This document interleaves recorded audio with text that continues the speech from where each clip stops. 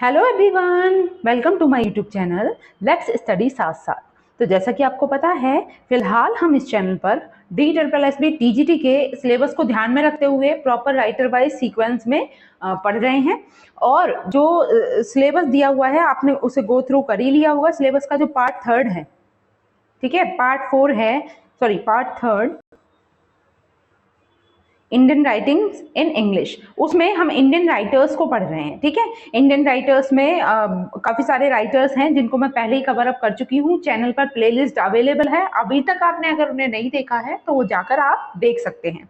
Important है, काफ़ी detail में हमने उनका डिस्क्रिप्शन भी किया है, मतलब उनकी बायोग्राफी के बारे में, उनके वर्क के बारे में डिटेल में हमने जाना है। देन हमने उनकी MCQ प्रैक्टिस की है। MCQs मोस्ट इंपॉर्टेंट होते हैं, जिससे आपको एक आइडिया लग जाता है कि एग्जैक्टली आपको कितना समझ आया है, कितना आपने उसको अंडरस्टैंड किया है। ठीक है, आज जो हम राइटर करने वाले हैं मोस्ट इंपॉर्टेंट राइटर हैं। ज़्यादातर के जो PGTs के एग्जाम होते हैं उनमें ये देखने को नहीं मिलते हैं, जैसे UPTGT PGT के सिलेबस में ये नहीं है। ठीक है, वैसे ही EMRS में भी ये नहीं है। ठीक है, तो लेकिन ये इंडियन राइटर बहुत ही इंपॉर्टेंट हैं और DSSB TGT को ध्यान में रखते हुए इनको हम कवर अप करने वाले हैं। ठीक है, इनकी लाइफ के बारे में, इनकी बायोग्राफी के बारे में हम पढ़ेंगे, इनके वर्क्स के बारे में पढ़ेंगे और फिर आगे आज हम टॉप 50 MCQs को सॉल्व करने वाले हैं। तो चलिए शुरू करते हैं आज की वीडियो। नाम है इनका सलमान रुश्दी। ठीक है, सलमान रुश्दी के बारे में पहले हम इनकी बायोग्राफी को पढ़ने वाले हैं। Sir Salman Rushdie is a British Indian novelist. British Indian क्यों कहा जा रहा है? क्योंकि देखो इनका जन्म इंडिया में हुआ, मुंबई में हुआ है और 1947 में इनका जन्म हुआ था। लेकिन अभी एट प्रेजेंट ये कहाँ रहते? तो एट प्रेजेंट ये ब्रिटेन में रहते हैं। ठीक है, इसलिए इन्हें Indian British writer, novelist, essayist non for his provocative and complex writings. और ये किस लिए जाने जाते हैं? इनके खिलाफ आपने सुना ही होगा कि इनके खिलाफ फतवा जारी कर दिया गया था। बहुत ज़्यादा ये भड़कीले वर्क लिखने के बारे में जाने जाते हैं, मतलब ऐसी राइटिंग्स इन्होंने लिखी है जिनको लेकर मतलब धर्म के आधार पे बहुत ज़्यादा क्रिटिसिज्म इनका हुआ है। ठीक है, तो आगे बढ़ते हैं। सबसे पहले इनकी अर्ली लाइफ के बारे में जानते हैं। बॉर्न ऑन जून 1947, अब जब हमारा भारत देश आजाद हुआ 1947 में, 19 जून में इनका जन्म हुआ था। ठीक है, इन बॉम्बे नाउ मुंबई इंडिया। ठीक है, अब आगे है फैमिली। अगर इनकी फैमिली के बारे में बात करें तो फादर का नेम है अनिस रश्दी। ठीक है, बिजनेसमैन है। मदर कौन है? नेगिन रश्दी। ठीक है, और ये हैं teacher. Education, Cathedral and John Connon School Bombay, Rugby School England and King's College Cambridge. ठीक है, इनकी एजुकेशन कहाँ से हुई? तो स्टार्टिंग में जो इनकी स्कूल एजुकेशन है वो इंडिया में ही हुई, बॉम्बे में ही हुई। बॉम्बे के कौन से कॉलेज से हुई? कैथेड्रल से और जॉन कैनन स्कूल से। ठीक है, देन रग्बी स्कूल इंग्लैंड से इन्होंने ग्रेजुएशन वगैरह और अपनी कॉलेज की जो एजुकेशन थी वो पूरी की। किंग्स कॉलेज कैम्ब्रिज को भी इन्होंने बाद में ज्वाइन किया। ठीक है, तो ये इनकी अर्ली लाइफ के बारे में था। आगे चलते हैं। अब इनके करियर से रिलेटेड इंपॉर्टेंट पॉइंट्स को हम जानते चलेंगे, देखते चलेंगे। जैसे फर्स्ट है ग्रेजुएटेड फ्रॉम कैम्ब्रिज। ठीक है, तो कैम्ब्रिज के भी कौन से कॉलेज से है? किंग्स कॉलेज से है। ठीक है, तो कैम्ब्रिज यूनिवर्सिटी से एफिलिएटेड कॉलेज है किंग्स कॉलेज। किंग्स कॉलेज से इन्होंने ग्रेजुएशन पूरी की है 1968 में। ठीक, आगे worked as a copy writer for Ogilvy and Mather. ठीक है, MO कर दो यहाँ पे। ठीक है, 1969 से लेकर 1970। तो सेकंड पॉइंट क्या आता है कि इन्होंने एज अ कॉपीराइटर भी वर्क किया है, किसमें? ऑग्लेवी एंड मदर में। ओके, 1969 से लेकर 1970 के बीच में। पब्लिश्ड फर्स्ट नॉवल, इनका जो पहला नॉवल पब्लिश हुआ, ध्यान रखना फर्स्ट नॉवल अक्सर पूछा जाता है ना। इनका जो फर्स्ट नॉवल है जिसका नाम है ग्रीमस, ग्रीमस जो पब्लिश होता है वो 1975 में होता है। ओके, इनका फर्स्ट नॉवल है ग्रीमस। और इन्होंने ना साइंटिफिक फिक्शन के बारे में इसमें चर्चा की है। ज्यादातर ये सुपर नेचुरल एलिमेंट की बात कर लीजिए या फिर जो सुपरस्टिशियस चीजें होती हैं उनसे रिलेट करते हुए भी इन्होंने चीजों के बारे में कहा है।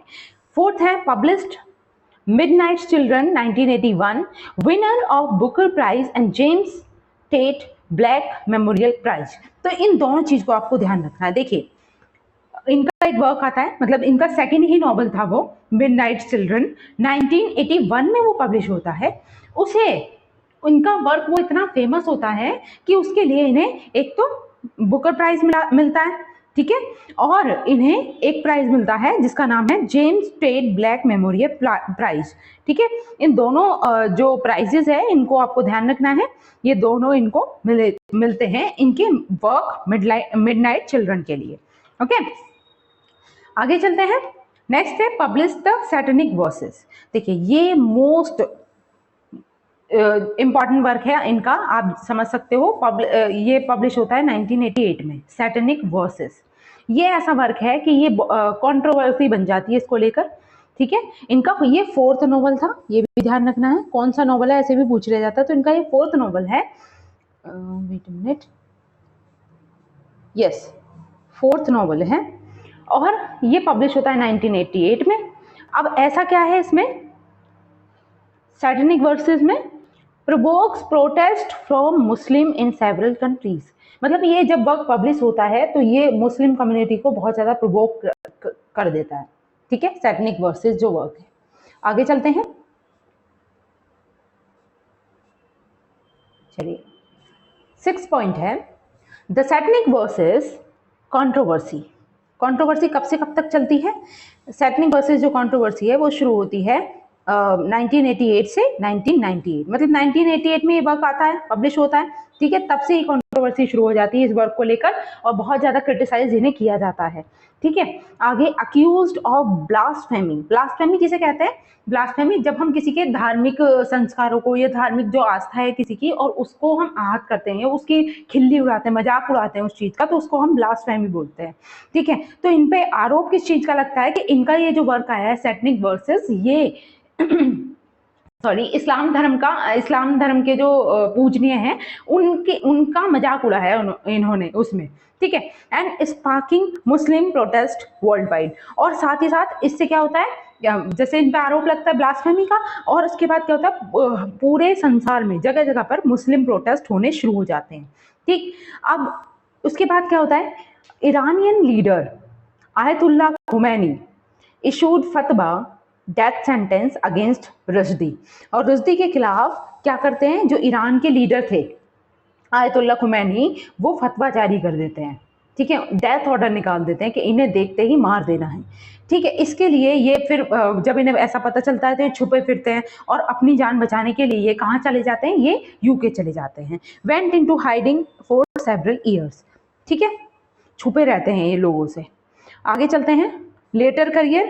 इसके बाद में जब इनका ये वर्क की कंट्रोवर्सी कंप्लीट हो गई, उसके बाद में जब ये यूके चले गए, देन इनके करियर में क्या क्या बदलाव आए उसके बारे में हम यहाँ देख रहे हैं। तो 1998 से प्रेजेंट तक की बात हम इसमें देखेंगे, ठीक है, क्योंकि जो कंट्रोवर्सी चली थी वो 1988 से लेकर 1998 तक लगी, टोटल 10 ईयर्स लगे उसमें, ठीक है। आगे फिर क्या होता है, पब्लिश द मूर्स लास्ट सिंग। इनका एक मोस्ट इंपॉर्टेंट नॉवल आता है जिसका नाम है मूर्स लास्ट साई, 1995 में आता है। Then the ground beneath her feet 1999 में आता है। तो ये लगातार ये अपने वर्क पब्लिश करते हैं। फिर अवॉर्डेड नाइटहुड, फिर क्वीन एलिजाबेथ सेकंड के द्वारा इन्हें 2007 में अवार्ड दिया जाता है, नाइटहुड की पदवी दी जाती है, नाइटहुड का अवार्ड दिया जाता है, ठीक है। ये फिर उसके बाद ये पब्लिश करते हैं, पब्लिश मेमोर जोसेफ एंटन। एक मेमोर होता है, मतलब मेमोर एक कैटेगरी है फॉर्म की, ठीक है। तो इसमें ये मेमोर पब्लिश करते हैं 2012 में। आगे continuous writing novel, essay and opinion pieces. उसके बाद में ये लगातार बहुत सारे एसे लिखते रहते हैं, नॉवेल्स लिखते रहते हैं, ठीक है, और बहुत सारे ओपिनियन पीसेस से मतलब है कि अपने विचारों को प्रकट करते रहते हैं जगह जगह पर जाकर, ठीक है। कहीं इंटरव्यू दे रहे हैं, कहीं पर पेपर में पब्लिश कर रहे हैं अपनी चीज़ों को, तो वो सारी चीज़ें इनकी चलती रहती है लगातार, ठीक। तो इनका लेटर करियर है ये। इनके जो नोटेबल वर्क्स हैं उनको देख लेते हैं एक बार। इनके जो नोटेबल वर्क्स हैं, देखिए इनका जो फर्स्ट नॉवल था सलमान रुश्दी का, वो फर्स्ट नॉवल क्या था, ग्रिमस, ठीक है।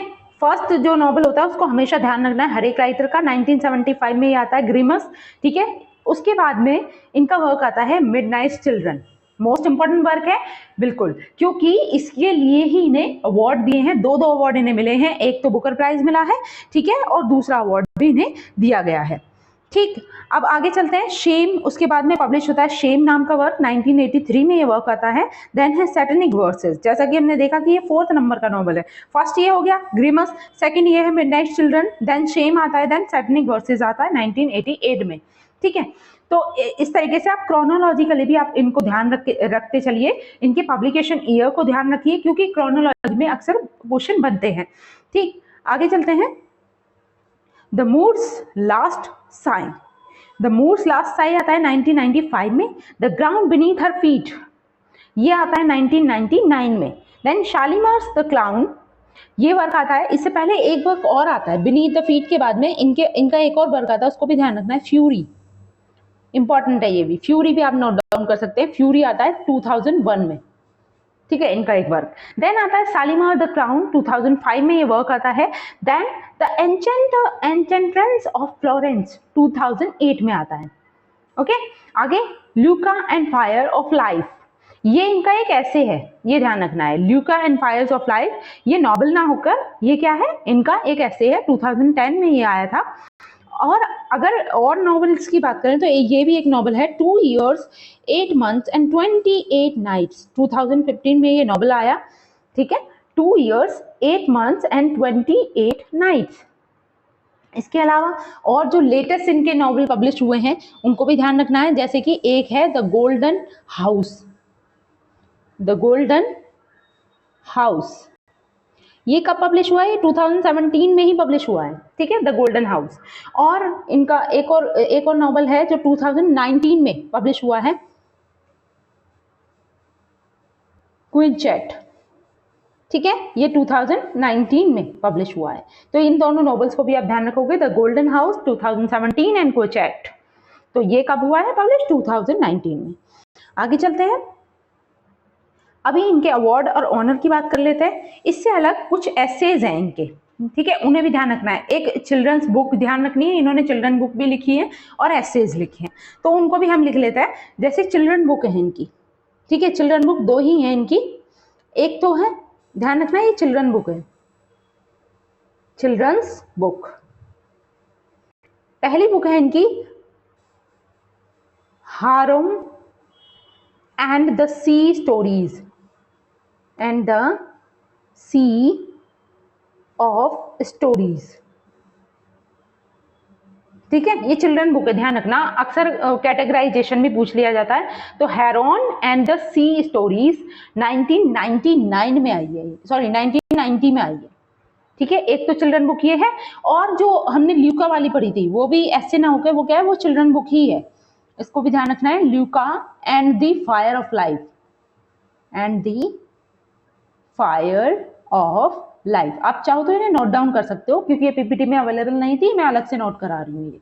ठीक है, 2010 में आई थी, ये भी चिल्ड्रन बुक है। तो 2 इनकी चिल्ड्रन बुक हो गई, एक है Haroun and the C of stories 1990 में आती है, then Luka and the fire of life 2010 में आती है। तो ये चिल्ड्रन बुक्स है, इनको ध्यान रखना है। इसके अलावा इन्होंने कुछ एसेज भी लिखे थे, एसेज। ठीक है, अब एसेज कौन कौन से लिखे, एक तो लिखा था the Jaguar smile, the Jaguar smile. ठीक है, इन्होंने एक जर्नी की थी निकारागुआ की, ठीक है, 1987 में, उससे रिलेटेड ये वर्क है। इसका कंप्लीट टाइटल भी यही है, द जैगुआर स्माइल, और लिखा हुआ है निकारागुआ, निकारागुआ जर्नी। ठीक है, तो ये 1987 का वर्क है। इसके अलावा और कौन से इन्होंने एसेज लिखे हैं, तो एक है इमेजनरी होमलैंड, इमेजनरी होमलैंड, ये भी ऐसे है। एक है step across this line, step across this line, तो ये दोनों ऐसे भी ध्यान रखने हैं। ठीक है, इमेजनरी होमलैंड और स्टेप अक्रॉस दिस लाइन। और 2 ऐसे और लिखे इन्होंने, एक है जिसका नाम है the east is blue, the east is blue, और एक ऐसे है languages of truth essays, languages, एक तो हो गया the east of blue and languages of truth essays. Okay, तो ये भी ऐसे है। तो कई सारे इन्होंने एसेज लिखे, जैसे जैगुआर स्माइल हो गया, निकारागुआ जर्नी 1987 में आता है, इमेजिनरी होम्सलैंड है, स्टेप अक्रॉस दिस लाइन है, द ईस्ट इज ब्लू और लैंग्वेज ऑफ ट्रुथ एसेज। तो ये एसेज ध्यान रखने हैं, चिल्ड्रन बुक्स ध्यान रखनी है और उनके नॉवेल्स ध्यान रखने। अब बात कर लेते हैं इन्हें जो अवार्ड मिले हैं अभी तक। जैसा पहला क्या है, बुकर प्राइज 1981 में मिलता है। किस वर्क के लिए मिलता है, मिडनाइट चिल्ड्रन के लिए मिलता है। ठीक है, इंपॉर्टेंट प्राइज है, सबसे फेमस प्राइज यही है। बुकर प्राइज कब मिला, 1981 में मिला, मिडनाइट चिल्ड्रन के लिए मिला। अच्छा, मिडनाइट चिल्ड्रन कब पब्लिश हुआ था वर्क? यस, ये पब्लिश भी, ध्यान रखना, मिडनाइट चिल्ड्रन का पब्लिकेशन ईयर भी यही है, सेम ईयर है दोनों, है ना। तो प्राइज भी सेम ईयर में इन्हें मिल जाता है, 1981 में। ओके, आगे चलते हैं। James Tait Black memorial prize, ठीक है, James Tait Black memorial prize ये मिलता है 1981 में, ये भी मिडनाइट चिल्ड्रन के लिए ही इन्हें मिलता है। देन प्रिक्स डू मिलेयर लिबर एत्रांगर, ये 1992 में प्राइज मिलता है। नेशनल बुक अवार्ड 2005 में मिलता है। नाइटहुड का अवार्ड क्वीन एलिजाबेथ II के द्वारा 2007 में इन्हें मिलता है। पेन प्रिंटर प्राइज 2014 में इन्हें दिया जाता है। ठीक है, ये सारे अवार्ड आपको ध्यान रखने हैं। आगे चलते हैं, इनकी पर्सनल लाइफ से रिलेटेड भी कुछ क्वेश्चंस बनते हैं। जैसे इन्होंने 4 शादियां की हैं, लेकिन चारों ही अनसक्सेसफुल रही हैं। ठीक है, इन्होंने डिवोर्स ले लिया था बाद में। मैरिड 4 टाइम्स, 4 बार शादियां की। पहली क्लैरिशा लॉर्ड हैं इनकी वाइफ, देन मैरियाने विगिन्स हैं, एलिजाबेथ वेस्ट हैं और पद्म लक्ष्मी हैं। ठीक है, तो आप नाम से भी पहचान पा रहे होंगे कौन फॉरेनर है कौन इंडियन है। और इनकी चारों ही शादियां जो है वो अनसक्सेसफुल रही हैं। हैज 2 सन्स, जाफर एंड मिलान, इनके 2 बेटे हैं जिनका नाम है जाफर और मिलान। ओके, ये पर्सनल लाइफ से रिलेटेड हो गया। आगे चलते हैं, थीम, ज्यादातर इनके वर्क्स किस थीम को फॉलो करते नजर आते हैं, इनके जो नॉवेल्स हैं किस थीम पर लिखे हुए हैं, तो Rushdie's work explores themes of identity, culture, history and freedom of expression. तो कौन कौन सी चीजों से रिलेट करते हुए इनके नॉवेल्स दिखते हैं, आइडेंटिटी से, कल्चर से, हिस्ट्री से एंड फ्रीडम ऑफ एक्सप्रेशन से। ठीक है, तो ये हुई इनकी थीम। अब हम इनके मोस्ट इंपॉर्टेंट एमसीक्यूज को सॉल्व करेंगे। आई होप इनकी बायोग्राफी आपको क्लियर हुई होगी। इनके जो मोस्ट इंपॉर्टेंट जो एग्जाम में आने वाले पॉइंट्स थे वो हमने कवर किए। अब हम इनके एमसीक्यूज को देखने वाले हैं। पहले बेसिक क्वेश्चन से शुरुआत होगी, जैसे वेयर वाज सलमान रुश्दीज बॉर्न, कहाँ बॉर्न हुए, बॉम्बे मुंबई में। कब इनका जन्म हुआ था ये भी ध्यान रखना है, 1947। ठीक है, मंथ कौन सा है, जून है। आगे चलते हैं, next is which school did Rushdie attend in England. Salman Rushdie जो थे उन्होंने इंग्लैंड में कौन से स्कूल को अटेंड किया था, किसको ज्वाइन किया था, Eton college, rugby school, harrow school या ऑक्सफोर्ड यूनिवर्सिटी। तो हमने देखा था रिलेटेड किससे थे, कैम्ब्रिज यूनिवर्सिटी से भी थे, लेकिन उससे पहले एक स्कूल को भी ज्वाइन करते हैं ये, तो उस स्कूल का नाम क्या होता है, रग्बी स्कूल। ध्यान रखना है, option number B is the correct answer, Rugby School. Next is which college did Rushdie attend at Cambridge University. तो देखो कैम्ब्रिज यूनिवर्सिटी में पूछा गया है कि इस यूनिवर्सिटी में वो कौन से कॉलेज को ज्वाइन करते हैं, King's College, Trinity College, Saint John's College या फिर Emmanuel College. Yes, right answer is King's College, option number A is the correct answer, King's College. Next is what was the title of Rushdie's first novel. Salman Rushdie के first novel का title क्या था, तो हमने देखा था, यस, ये प्रॉपर सीक्वेंस में ही लगे रहे हैं। स्टार्टिंग के 4th नॉवल जो है वो यही है। ग्रीमस इनका फर्स्ट नॉवल है, वेरी फर्स्ट नॉवल जो पब्लिश होता है 1975 में। इनकी पब्लिकेशन ईयर भी ध्यान रखना है। ग्रेमस का पब्लिश हुआ 1975 में। देन मिडनाइट चिल्ड्रन जो पब्लिश होता है वो 1981 में होता है। देन शेम जो पब्लिश होता है, शेम जो वर्क है ये 1983 में पब्लिश होता है। और उसके बाद में सैटनिक वर्सेस जो 1988 में होता है और उसकी कंट्रोवर्सी चलती है 1998 तक। ठीक है, तो ये भी ध्यान रखना है। आगे चलते हैं, इसका राइट आंसर हो जाएगा ग्रीमस। नेक्स्ट है which novel won Rushdie the Booker prize in 1981। तो इसके बारे में हम चर्चा कर चुके हैं कि कौन सा ऐसा नॉवल है जिसके लिए इन्हें बुकर प्राइज मिलता है 1981 में। तो वो कौन सा नॉवल है? मिडनाइट चिल्ड्रन, पब्लिश होता है 1981 में। ओके, शेम कब पब्लिश हुआ? अभी हमने डिस्कस किया था, कब पब्लिश हुआ? 1983 में। ठीक है। सैटनिक वर्सेस कब पब्लिश हुआ? यस, 1988 में। ठीक, कंट्रोवर्सी से ध्यान रख सकते हैं। ओके, मूर्स लास्ट साइड ये कब पब्लिश होता है? इसी से नेक्स्ट है, मतलब ये 5th नॉवल है इनका। ठीक है, मूर्स लास्ट साइड ये कब पब्लिश हुआ? 1995 में। ओके, तो सबके पब्लिकेशन ईयर भी ध्यान रखने। आगे चलते हैं, in which year was the Satanic Verses published? कौन से ईयर में सैटनिक वर्सेस पब्लिश हुआ? तो ये तो सिंपल क्वेश्चन बन गया हमारा, 1988 में। ये किस लिए फेमस है? तो ये मोस्ट कंट्रोवर्शियल वर्क है इनका, जिसके लिए इन्हें इंडिया छोड़कर भागना ही पड़ा। ठीक है, और जगह जगह पर मुस्लिम्स के द्वारा प्रोटेस्ट किए गए, कंट्रोवर्सीज हुई। ठीक है, इनके खिलाफ फतवा जारी कर दिया गया। तो ये सारी चीजें आप देख सकते हो, 1988 का ये वर्क है।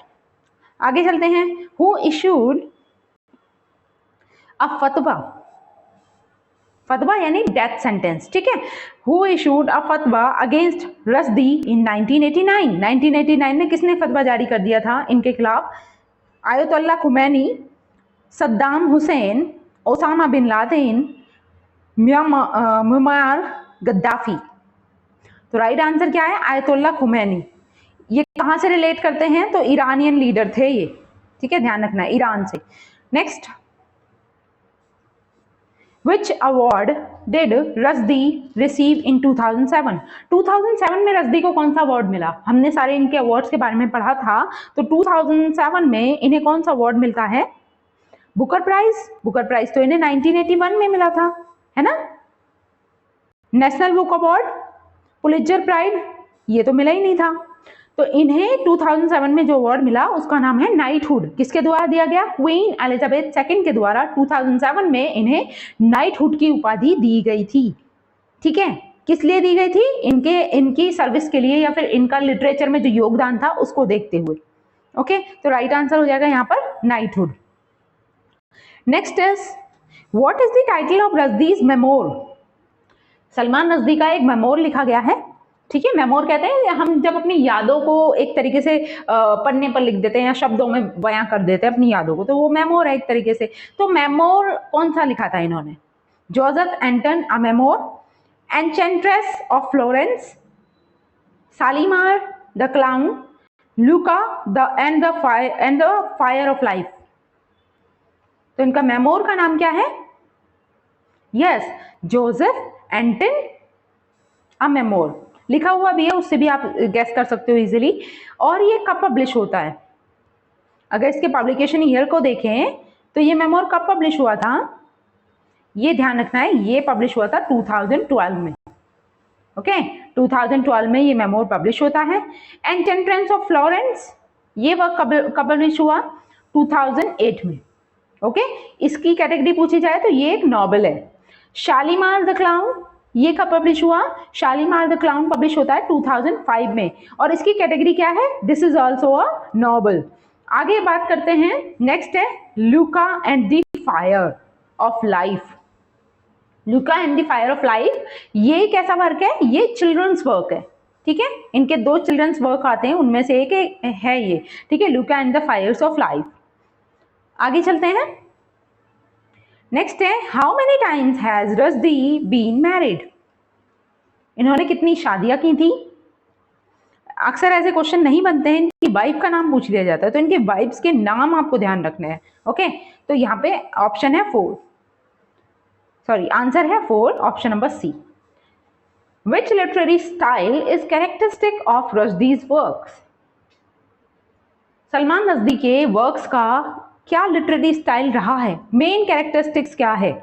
Magical realism, realism, surrealism, post modernism. What should be the right answer? Yes, ये रिलेट करते हैं मैजिकल रियलिज्म से। ओके, राइट आंसर है यहां पर मैजिकल रियलिज्म। जैसे आपने मिडनाइट चिल्ड्रन की स्टोरी पढ़ी हो, उसमें क्या स्टोरी बताई गई है, तो उसमें भी जो 15 अगस्त 1947 की मिडनाइट को, मतलब रात को 12 बजे से 1 बजे के बीच में जिन भी बच्चों का जन्म हुआ, उन बच्चों का ऐसा दिखाया गया है इसमें कि वो सुपर पावर्स लेकर पैदा हुए। ठीक है, तो इस चीज को इसमें रिप्रेजेंट किया गया है मिडनाइट चिल्ड्रन में। तो इसी चीज आप देख सकते हो कि इनके कुछ ऐसे वर्क्स हैं जिनमें इन्होंने मैजिकल चीजों को रिप्रेजेंट किया है।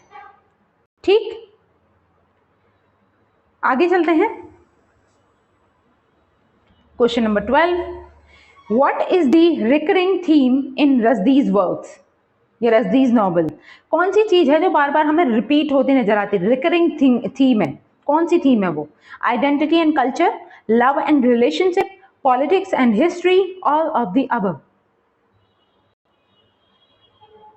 तो आप देखोगे सारी चीजें, ये मेन एस्पेक्ट हैं इनके नॉवेल्स के। आइडेंटिटी और कल्चर से रिलेट भी करते हैं, लव एंड रिलेशनशिप से भी रिलेटेड हैं, पॉलिटिक्स एंड हिस्ट्री से भी। तो राइट आंसर हो जाएगा all of the above.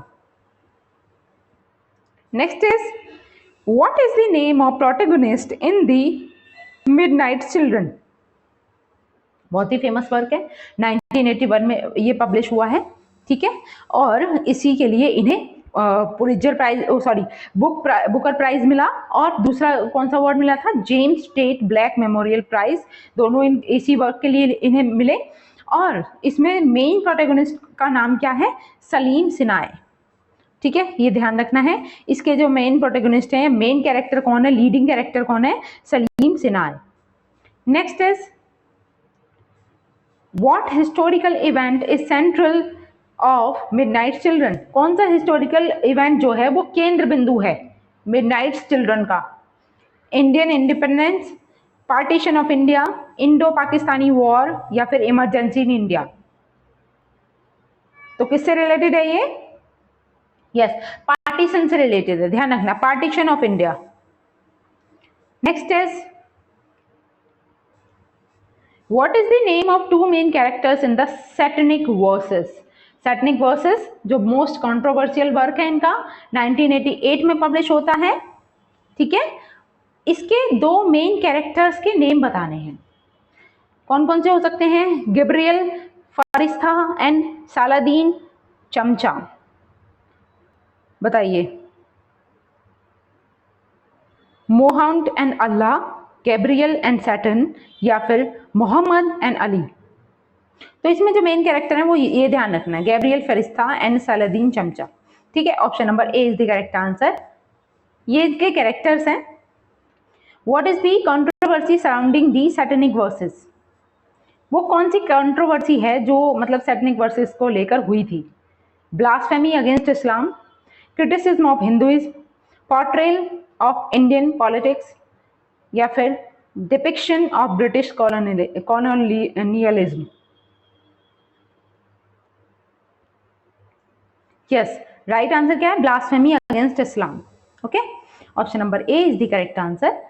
Next is, what is the title of Rushdie's novel about the Mughal Empire? Salman Rushdie का जो वर्क है, एक ऐसा वर्क जो मुगल एम्पायर के बारे में बताता है, उसका नाम क्या है? उनके उस नॉवल का नाम क्या है? The Enchantress of Florence, the Moor's last Sigh, Shalimar the Clown, Luka and fire of Life? तो आप समझ सकते हो इसमें अगर हम ऑप्शंस को देखें, Luca and fire of life क्या है? ये तो नॉवल है ही नहीं, ये क्या है? चिल्ड्रंस वर्क है ये तो, है ना। Okay, Shalimar clown, Moor's last sigh, ये तीनों ही क्या हैं? ये तीनों ही नॉवल है। अगर इनकी पब्लिकेशन ईयर की बात करें तो शालीमार द क्लाउन ये कब पब्लिश होता है? ये 2005 में पब्लिश होता है। ठीक है, मूर्स लास्ट साई ये कब पब्लिश हुआ था? ये 1995 में पब्लिश हुआ था। उसके बाद में अगर एन्चेंट्रेंस ऑफ फ्लोरेंस की बात करें तो ये कब पब्लिश होता है? ये 2008 में पब्लिश होता है। ठीक, और मुगल एम्पायर से रिलेटेड कौन सा है इनका नॉवल है? Enchantress of Florence. ठीक है, ये मुगल एम्पायर से संबंधित है, ध्यान रखना, 2008 में ये पब्लिश होता है, the एन्चेंट्रेंस of Florence. Next is, Which award did Rushdie receive for Midnight Children? Midnight Children के लिए इन्हें कौन सा अवार्ड मिलता है सलमान रश्दी को? तो इन्हें 2 अवार्ड मिलते हैं और इसमें दोनों ही है ऑप्शन में, तो दोनों ध्यान रखने हैं। बुकर प्राइज भी मिलता है 1981 में, ठीक है, और James Tait Black memorial Prize भी मिला इन्हें 1981 में। ये दोनों ही अवार्ड इन्हें मिडनाइट चिल्ड्रन के लिए रिसीव होते हैं। Next is what honour was conferred upon Rushdie in 2007? 2007 में इन्हें कौन सा अवार्ड दिया या किस अवार्ड से सम्मानित किया गया? तो इन्हें नाइटहुड की उपाधि दी गई थी। Option number A is the correct answer. Queen Elizabeth second के द्वारा ये उपाधि इन्हें दी गई थी। नेक्स्ट है what was Rushdie's occupation before becoming a full time writer? Full time writer बनने से पहले ये क्या करते थे, इनका क्या ऑक्यूपेशन था? Advertising executive, journalist, teacher, lawyer. तो इनका क्या व्यवसाय था, क्या ऑक्यूपेशन था? Advertising executive. Okay, option number A is the right answer. Next is Which of Rushdie's novel is set in the city of Florence? City of Florence में कौन सा नॉवल सेट है, या ये कह सकते हैं कि सलमान रश्दी के कौन से नॉवल में सिटी ऑफ फ्लोरेंस की चर्चा की गई है? Enchantress of Florence, the Moor's last Sigh, Shalimar's the Clown, Luka and the fire of Life. तो राइट आंसर क्या हो जाएगा? The एन्चेंट्रेंस of Florence. फ्लोरेंस से भी आप समझ सकते थे। कब पब्लिश हुआ ये वर्क? ये पब्लिश होता है 2008 में, ध्यान रखना है। मुगल एम्पायर से रिलेटेड ये वर्क है। अभी हमने पीछे क्वेश्चन भी किया था, मुगल एम्पायर की स्टोरी इसमें बताई गई है, ठीक है। आगे चलते हैं। Rushdie's works often explore the tension between. जो सलमान रश्दीज के वर्क हैं, इनके वर्क ज्यादातर अक्सर क्या करते हैं? एक्सप्लोर करते हैं टेंशन बिटवीन, किन चीजों के बीच की टेंशन को? Tradition and modernity, east and west, faith and reason, या फिर ऑल ऑफ द अबव। तो यहाँ पर जो करेक्ट आंसर है वो है ऑल ऑफ दी अबव। मतलब ये सारी ही थीम है, सारी वर्क्स पे, सारे ही सब्जेक्ट्स पे इन्होंने बात की है, ठीक है, all of the above. Next is Rushdie's writing style is influenced by. मतलब इनका जो राइटिंग स्टाइल है वो किस चीज से इन्फ्लुएंस्ड है, प्रभावित किस चीज से है? मैजिकल रियलिज्म से, सररियलिज्म से, पोस्ट मॉडर्निज्म से? तो मेन जो है वो मैजिकल रियलिज्म है, लेकिन कुछ एस्पेक्ट हमें सररियलिज्म के और पोस्ट मॉडर्निज्म के भी मिलते हैं देखने के लिए, इसलिए राइट आंसर हो जाएगा ऑल ऑफ दी अबव, ठीक है। Next is which author has been cited as an influence on Rushdie's work? कौन से ऑथर हैं जिनको हम देख सकते हैं कि वो उन पे रश्दी के वर्क्स जो हैं उन पर प्रभाव पड़ा है उनका, ठीक है। सलमान रश्दी के वर्क्स पर कौन से जो राइटर हैं उनका प्रभाव हमें देखने को मिलता है? Gabriel Garcia Marquez, James Joyce, Vladimir Nabokov, या फिर ऑल ऑफ द अबव? तो उसमें भी right answer all of the above है। सारे ही राइटर हैं जिनका प्रभाव हमें देखने को मिलता है। Next is how did the Islamic world react to the Satanic verses? Islamic world ने किस तरीके से रिएक्ट किया था इनके इस वर्क पर, द सैटनिक वर्सेस पे, जो आता है 1988 में? तो क्या रिएक्शन था उनका? Wide spread acclaim, mixed review, outrage and protest, या फिर इंडिफरेंस? तो यहाँ पर जो राइट आंसर है वो क्या है? Outrage and protest. बहुत ज्यादा भड़काऊ लगा उन्हें ये, और जगह जगह प्रोटेस्ट होने लगे इस चीज के खिलाफ, इन्हें बैन करने के लिए। What was the outcome of the फतवा इशूड अगेंस्ट रश्दी? रश्दी के खिलाफ जो फतवा जारी किया गया था उसका क्या कॉन्सिक्वेंस निकला, उसका आउटकम क्या आया? ही वेंट इनटू हाइडिंग, वो छुप गए एक तरीके से। ही वॉज अरेस्टेड, या फिर उन्हें अरेस्ट कर लिया गया। He was force to recant, या फिर उन्हें फोर्स किया गया कि वो अपने ये बुक वापस लें। He was killed. Right answer है यहाँ पर ही वेंट इनटू हाइडिंग, ठीक है, वो भाग गए थे, छुप गए थे। Next is which of Rushdie's novel was adapted into a film? कौन सा वो नॉवल है जिस पर फिल्म भी बनी है? सलमान रश्दी का वो कौन सा नॉवल है जिस पर फिल्म बनाई गई है? मिडनाइट चिल्ड्रन है, सैटनिक वर्सेस है, मूर्स लास्ट साई है, या फिर शालीमार्स द क्लाउन है? तो एक बार फिर से हम रिवाइज कर लेते हैं इनके पब्लिकेशन ईयर्स को। मिडनाइट चिल्ड्रन 1981 में पब्लिश होता है, सैटनिक वर्सेस जो है वो 1988 में पब्लिश हुआ, द मूर्स लास्ट साई ये इनका 5th नॉवल है द मूर्स लास्ट साई, और ये पब्लिश होता है 1995 में, 95 में। ओके। और Shalimar the clown, Shalimar the Clown जो है वो 2005 में पब्लिश होता है। ठीक। और यहाँ पर अगर हम बात करें कौन से वर्क पे इनकी मूवी बनी हुई है, वो उसका नाम है मिडनाइट चिल्ड्रन, और मूवी का नेम भी सेम ही है, Midnight Children. Okay. Option number A is the correct answer.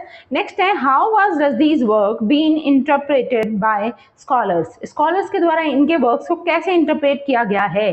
Post colonial critic, feminist analysis, या फिर साइको एनालिटिक इंटरप्रिटेशन, या फिर ऑल ऑफ द अबव। तो डिफरेंट स्कॉलर्स ने डिफरेंट वे में इनको क्रिटिसाइज किया, या फिर हम कहें अलग अलग तरीके से इनके वर्क्स को इंटरप्रेट किया है। तो ये तीनों ही ऑप्शन के राइट हो जाएंगे। यहाँ पर राइट आंसर है all of the above. Next question, next is what historical event is central of Midnight children? कौन सा हिस्टोरिकल इवेंट जो है वो केंद्र बिंदु है मिडनाइट चिल्ड्रन का? तो ध्यान रखना है partition of India. Option number B is the correct answer. Next is what is the significance of Midnight children? Midnight children का क्या महत्व है, क्या सिग्निफिकेंस है? मतलब ये जो टाइटल दिया है, इस टाइटल का क्या महत्व है मिडनाइट चिल्ड्रन का? ऑप्शन है children born at midnight on August 15, 1947, children with magical powers, children of Indian independence, या फिर चिल्ड्रन ऑफ पाकिस्तान क्रिएशन। तो यहाँ पर मिडनाइट चिल्ड्रन से मतलब क्या है, क्या महत्व है? Children born at midnight on 15 अगस्त 1947, ऐसे चिल्ड्रन जिनका जन्म कब हुआ? 15 अगस्त 1947 को मिडनाइट में हुआ, 12 से 1 के बीच में हुआ। Moving to the next question, next is what is the significance of Satanic verses? Satanic verses का क्या महत्व है, मतलब इसके टाइटल का क्या महत्व है, ये पूछा जा रहा है यहाँ पे। कुरानिक वर्सेस कंसिडर्ड सैटेनिक, जो कुरान की जो वर्स हैं, वर्स मतलब उसमें जो दोहे वगैरह या फिर जो भी सूत्रधार लिखा हुआ है उसमें, वो मतलब उनको कंसिडर किया गया है एज अ सैटेनिक, या फिर poetic verses written as a Gibreel, या फिर verses from the Bible, verses from the Mahabharata. तो यहाँ पे सैटेनिक वर्सेस से रिलेटेड इसका जो सिग्निफिकेंस दिया है ना टाइटल का, वो क्या है? Quranic verses considered Satanic. Option number A is the correct answer. Moving to the next question, What is the name of protagonist in the Moor's Last Sigh? Moor's Last Sigh ये important novel है इनका, 1995 में आता है। इसका main protagonist कौन है? मोराज, जोगोबी, India Singh, या फिर पाकिस्तान खान, मुगल अकबर। ऑप्शन अजीब अजीब है, लेकिन इसका जो मेन प्रोटैगनिस्ट है वो कौन है? मुराज जोगोबाई। ठीक है, option number A is the correct answer. Next is what is the significance of Moor in the title? Title में आप देखोगे क्या आ रहा है? मूर, मूर नाम आ रहा है। ठीक है, जैसे कि टाइटल ये है द मूर्स लास्ट साई। ठीक है, तो इसमें जो मूर नाम है इसका क्या सिग्निफिकेंस है, इसका क्या महत्व है? रेफरेंस टू मोरिस आर्किटेक्चर, ये मोरिस आर्किटेक्चर को का रेफरेंस है। Symbol of Islamic heritage, representation of Indian Muslim identity, या फिर अल्यूजन ऑफ शेक्सपियर्स ओथेलो। तो मूर का क्या महत्व है, मूर का क्या अर्थ है यहाँ पर? Yes, representation of Indian Muslim identity. Option number C is the correct answer. ठीक है, representation of Indian Muslim identity. Next is what is the name of the protagonist of Shalimar's the Clown? Shalimar's the Clown जो इनका novel है, जो 2005 में आता है, उसका मेन प्रोटैगनिस्ट, उसका मेन हीरो या लीडर कौन है? शालीमार, इंडिया सिंह, पाकिस्तान खान, मुगल अकबर। तो राइट आंसर यहाँ पर क्या है? शालीमार। ठीक है, option number A is the correct answer, Shalimar. Moving to the next, next is What is the significance of the clown in the title? तो टाइटल में क्लाउन का क्या मतलब है? ठीक है, इनका एक वर्क है द शालीमार्स क्लाउन, जिसके बारे में हम अभी देख रहे थे। तो उसमें जो क्लाउन जो वर्ड आया, इसका क्या महत्व है, इसका क्या अर्थ है? Representation of Kashmiri culture, symbol of Indian Pakistani conflict, metaphor of human fragility, allusion of Shakespeare's clown character. तो यहाँ पर क्लाउन का जो मीनिंग दिया गया है वो किस तरीके से दिया गया है, एक मेटाफर के रूप में इसे यूज किया गया है। मेटाफर किस चीज के लिए, ह्यूमन फ्रेजिलिटी के लिए, ठीक है। Option number C is the correct answer. Next is what is the name of the protagonist in the Enchantress of Florence? Enchantress of Florence जो वर्क है, जो मुगल एम्पायर के बारे से रिलेटेड है ना, और 2008 में पब्लिश होता है। अब इसका मेन प्रोटेगोनिस्ट कौन है, Niccolo Machiavelli, Akbar the Great, Qara या फिर आर्गेलिया? यस, इसके जो मेन प्रोटेगोनिस्ट है वो काराकोज है, ठीक है। Option number C is the correct answer. हालांकि मुगल एम्पायर के बारे में है, लेकिन काराकोज इसके मेन प्रोटेगोनिस्ट है। Next is what is the significance of Florence in the novel? Novel में फ्लोरेंस का मतलब क्या है, जैसे कि नॉवेल का नाम है द एन्चेंट्रेंस ऑफ फ्लोरेंस, तो इसमें फ्लोरेंस जो वर्ड है इसका अर्थ क्या है, representation renaissance culture, symbol of Islamic Hindu cultural exchange, metaphor for beauty and enchantment, allusion of Dante's Divine Comedy. What does it mean? Florence. तो इसका जो राइट आंसर है वो है रिप्रेजेंटेशन ऑफ रेनेसां कल्चर, ठीक है। Option number A is the correct answer. Next question is what is the genre of Rushdie's first novel Grimus? मतलब ये किस कैटेगरी से रिलेट करता है। इनका जो पहला नॉवल आया है ग्रिमस, जो 1975 में ही आ जाता है, इसका क्या, किससे रिलेटेड है, इसकी थीम क्या हो सकती है, science fiction, fantasy, magical realism या फिर रियलिज्म?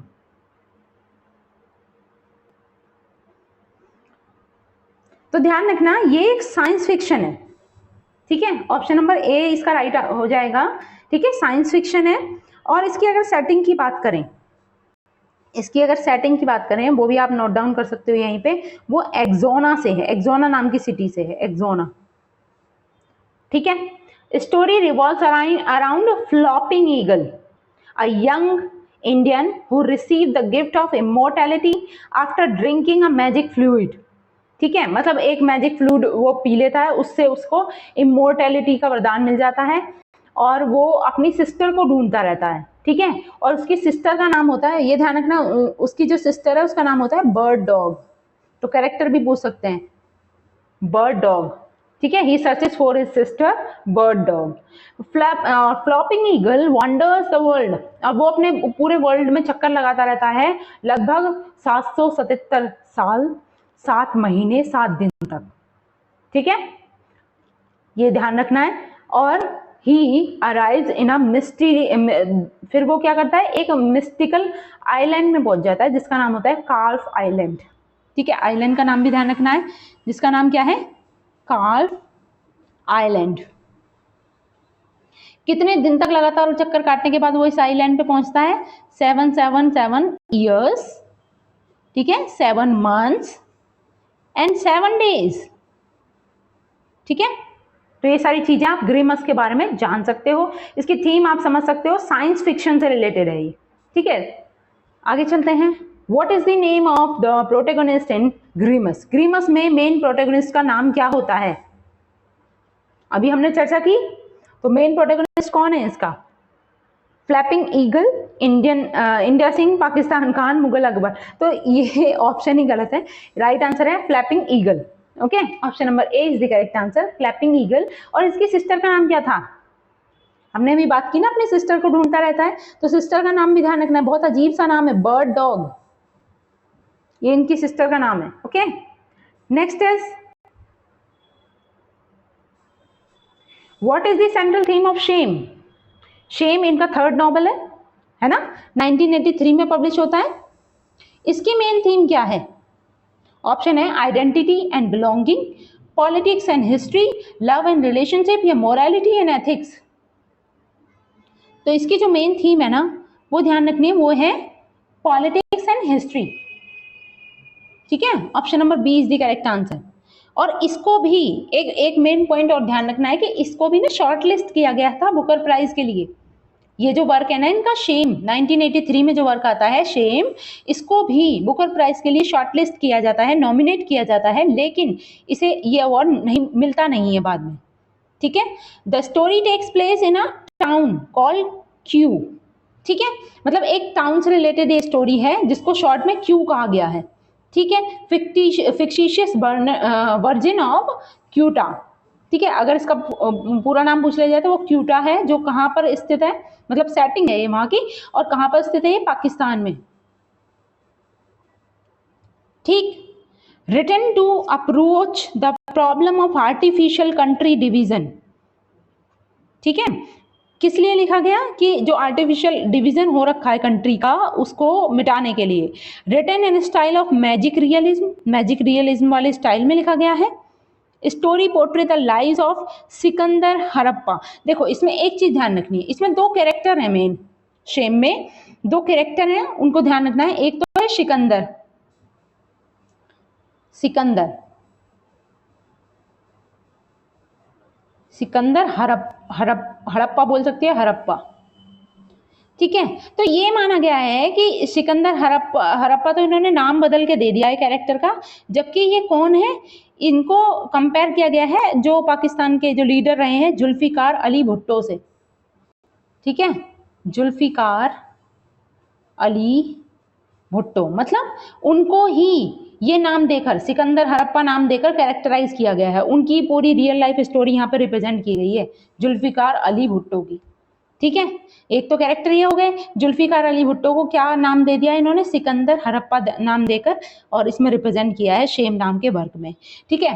और एक कैरेक्टर और है जो है राजा हैदर, राजा हैदर, ये है कैरेक्टर का नेम इस वर्क में, लेकिन ये किसकी तुलना में आए हैं, ये आए हैं मोहम्मद जियाउल हक की जगह पर, ठीक है। मोहम्मद जिया उल हक, ठीक है, इनको रिप्रेजेंट किया है इसने, ठीक है, राजा हैदर ने। तो ये सारी चीज ध्यान रखनी है। और राजा हैदर और जो हमारे सिकंदर हड़प्पा हैं, इनके बीच के रिलेशनशिप को ये रिप्रेजेंट करती हुई नजर आती है स्टोरी, और इसकी थीम जो हो जाएगी वो पॉलिटिक्स और हिस्ट्री से रिलेटेड इसकी थीम है। तो ये सारी चीजें हमने बात की शेम के बारे में।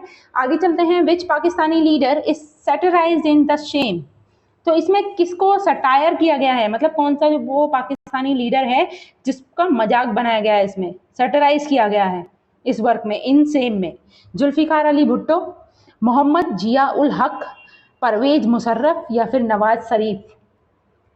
तो अब तो आप समझ ही गए होंगे, दो मेन कैरेक्टर है ना, और उनमें से किसको सैटिराइज किया गया है, तो ध्यान रखना मोहम्मद जिया उल हक। हालांकि दोनों के रिलेशनशिप के बारे में चर्चा की गई है, Mohammad Zia ul Haq. Option number B is the correct answer. इसमें दोनों ऑप्शन भी राइट हो सकते हैं, जुल्फिकार अली भुट्टो और मोहम्मद जिया उल हक। Okay, next, what is the genre of Luca and the fire of life.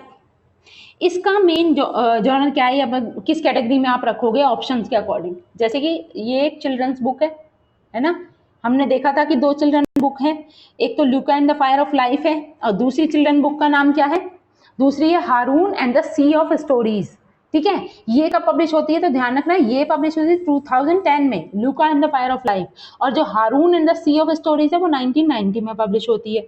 अब इसका मेन जॉनर क्या है, ये फैंटेसी है, एडवेंचर है, मैजिकल रियलिज्म है, या फिर यंग अडल्ट फिक्शन है। तो राइट आंसर क्या होगा, yes it is a fantasy, ठीक है। Option number A is the correct answer. Next is, What is the name of protagonist in Luca and the Fire of Life? इसमें main protagonist या main lead character कौन है, लूका है, बाकी option ये हटाकर आप सीधे सीधे आंसर कर दीजिए, नाम है लूका, ठीक है। Option number A is the correct answer. Moving to the next question.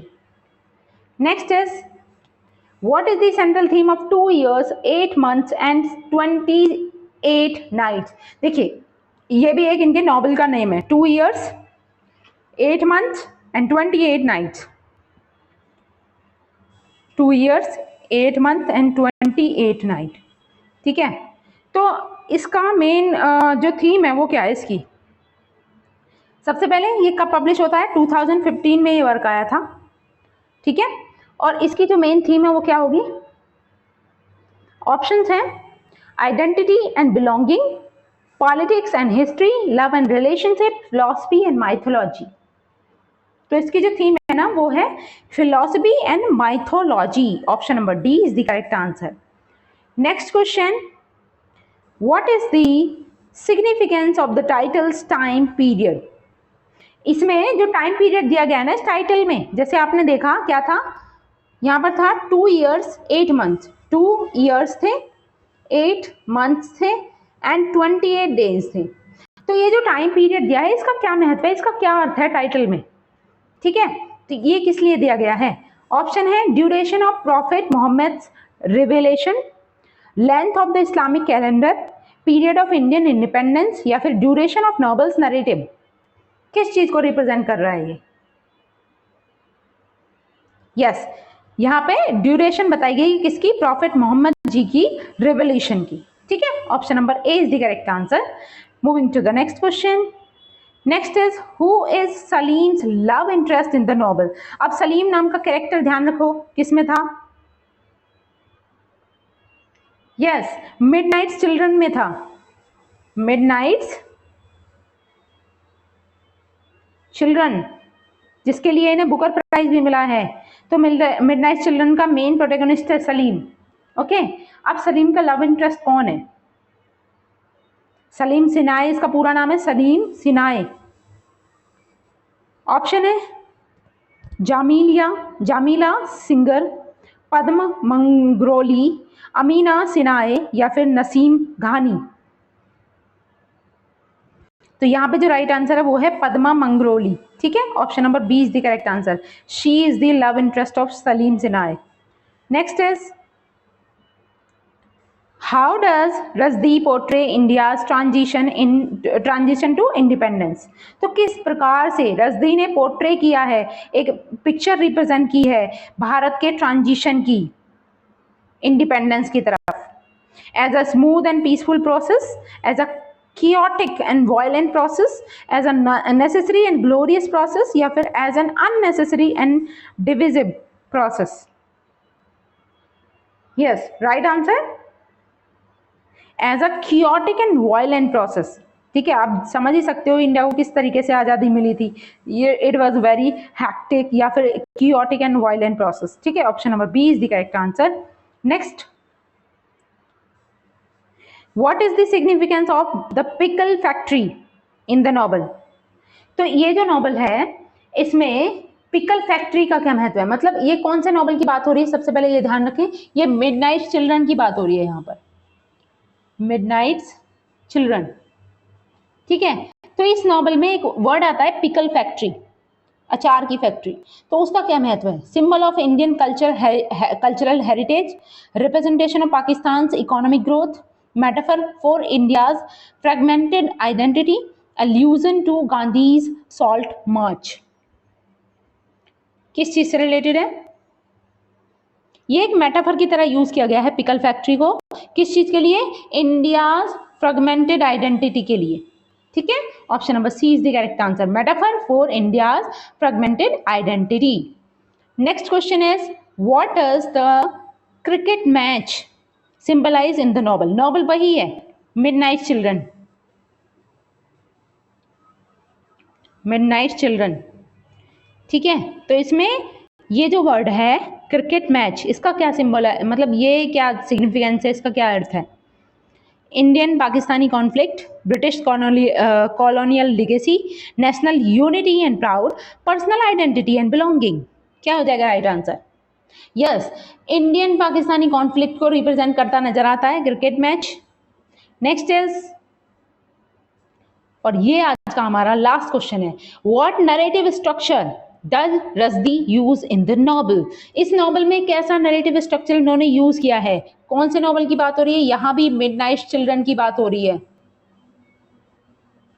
ठीक है, तो इसमें इन्होंने किस तरीके का नरेटिव स्ट्रक्चर का इस्तेमाल किया है? Linear narrative, non linear narrative, stream of consciousness, या फिर एपिस्टोलरी फॉर्मेट?